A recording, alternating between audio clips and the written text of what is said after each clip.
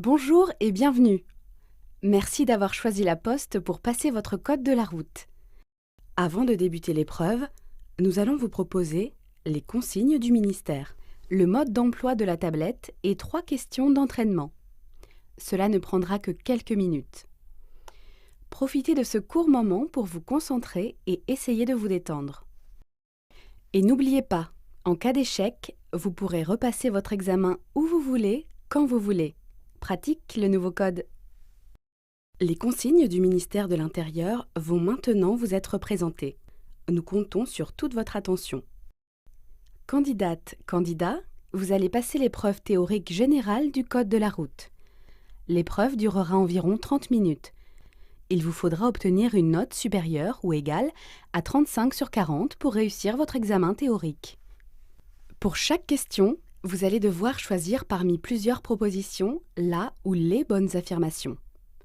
Pour répondre aux 40 questions, n'oubliez pas que, sauf indication contraire, vous êtes titulaire du permis de conduire depuis plus de 3 ans et votre vitesse est nettement supérieure au véhicule que vous voulez dépasser.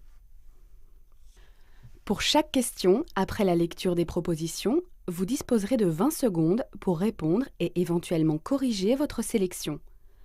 Un chronomètre vous permettra d'estimer le temps restant pour répondre avant le passage à la question suivante.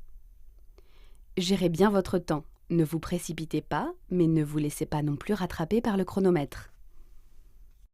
Les situations de conduite proposées seront soit des images fixes, soit de courtes vidéos issues de situations réelles ou virtuelles. Soyez attentif au pictogramme qui signale le début d'une vidéo. Il ne vous sera pas possible de revoir la scène. Dans la majorité des cas, vous êtes le conducteur de la voiture d'où les photos ont été prises. Vous pouvez aussi être observateur de la scène. Vous analyserez la situation depuis une vue extérieure. D'autres questions présentent des zones à analyser. À vous de déterminer où se situe le danger et quel comportement adopter.